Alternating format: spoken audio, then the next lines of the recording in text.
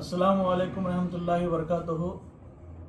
मैं ज़हीरुद्दीन डिस्ट्रिक्ट वक्फ board chairman Yadgir से आज बात कर रहा हूँ। आज वीडियो पे आने की एक बहुत ही ज़रूरी और अहम वजह है, क्योंकि आजकल हिमाकतें जो है ना बहुत सारी बढ़ गई हैं।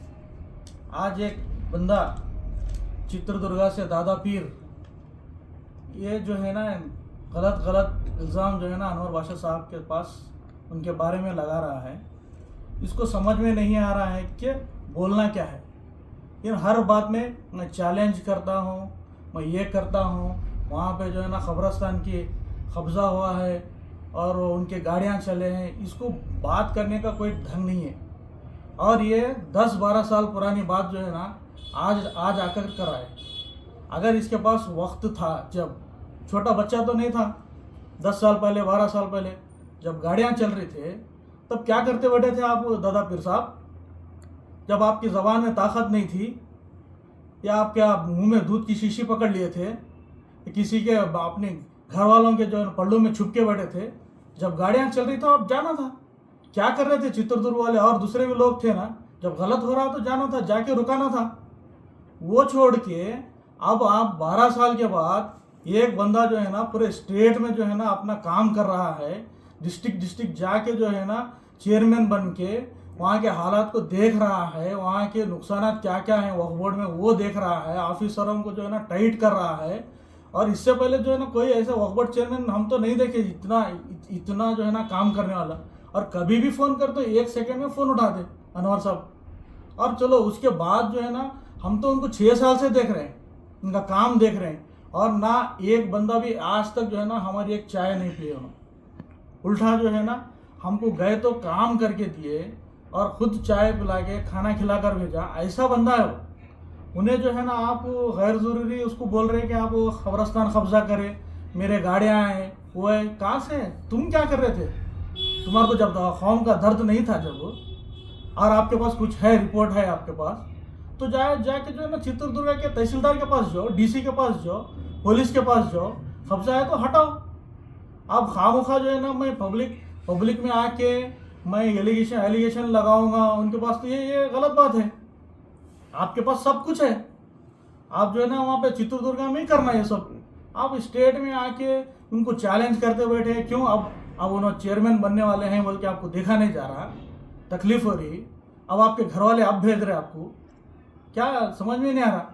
और आपसे उनसे कोई दुश्मनी है, पर्सनल दुश्मनी लाके आप उनसे बदला नहीं ले सक रहे, यहाँ पे बोलना चाह रहे। क्या है आपका तरीका? अगर आप सच्चे ईमानदार रहते तो किसी की भी, कोई भी अनवर साहब रहने दो, कोई भी 1 इंच भी वक्फ बोर्ड की ज़मीन अगर कब्जा कर रहा है तो आप जाके ठहरना। फिर आप मुतल्ली इलेक्शन क्यों लड़े? आप जो है ना सिर्फ 15 वोट लिए, हमारे पास तो आए नहीं। आप आके स्टेट भर में बोल सकते थे आप, मैं मुतल्ली इलेक्शन लड़ रहा हूँ, सामने अनवर बादशाह साहब है, उन्होंने जो है ना ऐसे काम करें, उनको वोट मत डालो बोल के आप आना था। ना रायचूर में है, हम तो यादगीर वाले हैं, ना रायचूर में है, ना यादगीर में है, ना गुलबर्गा में है, ना बीदर में है। हम तो आपको देखे नहीं, कभी भी नहीं देखे ना, आपकी तरफ से एक भी फ़ोन नहीं आया। अब तब क्या कर रहे थे? आप बोल सकते थे स्टेट में भर के, आपके पास मौका था। जब आपको समझ में नहीं आया अनवर बादशाह साहब जो है ना कब्जा कर रहे हैं बोल के, और आप डाले क्यों मुस्लिम? आप मुतल्ली इलेक्शन लड़े क्यों? आपको कहीं भी अगर फिरना नहीं है, किसी को वोट पूछना नहीं है, तो आप चित्रदुर्ग के हद तक आपके राज क्या था? ठहरने का राज ही समझ में नहीं आया आपका। आप बेशर्मी के जैसा जो है ना किसी को बोले नहीं कि सिर्फ 15 वोट लिए, ये आपकी हकीकत है। पता नहीं वो दालेस वाले भी कौन है, पता नहीं क्या करके डाले, आपको पता नहीं। अनवर बादशाह को पूरे स्टेट में जो है ना उनको वोट डाला गया, हाईएस्ट वोट 409 वोट लेकर जीते हैं। अगर उनमें अगर वो बंदा अगर गलत होता तो हम कोई वोट नहीं डालते थे। हम यादगीर से 30 वोटर थे, हम 30 के 30 फर्स्ट वोट अनवर बादशाह साहब को डाले।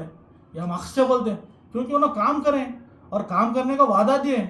ऐसे तुम्हारे जैसे मीर सादिक लोगों की वजह से हमारी कौम बदनाम है।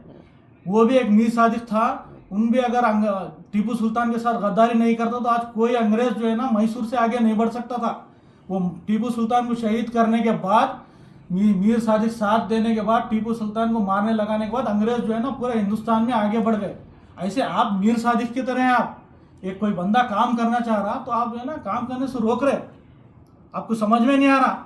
आप आपकी पर्सनली दुश्मनी की वजह से पूरे कौम का नुकसान करना चाह रहे हैं।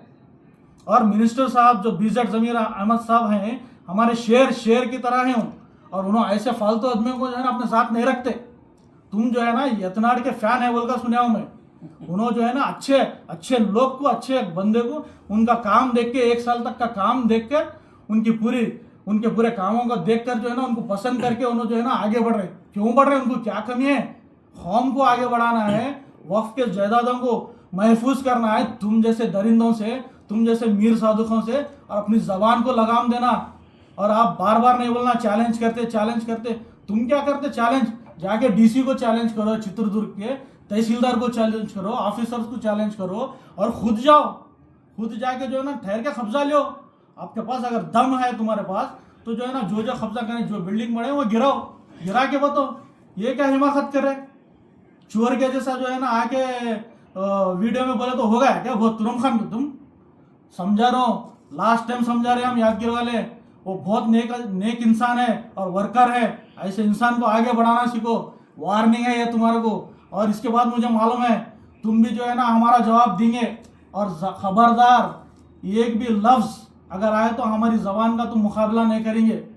जो भी बोलना सोच समझ कर बोलना। खुदा हाफिज़। औज़ुबिल्लाहिमिनश्शैतानिर्रजीम, बिस्मिल्लाहिर्रहमानिर्रहीम। अभी अली जनाब ज़हीरुद्दीन साहब सवेरा, चेयरमैन वक्फ एडवाइजरी कमेटी यादगीर डिस्ट्रिक्ट के ज़रिए से हमें मालूम हुआ कि अली जनाब दादा पीर साहब जो चित्रदुर्ग के रहने वाले हैं, उनका वीडियो क्लिप भी देखा। जो उनका अंदाज़ गुफ्तगू था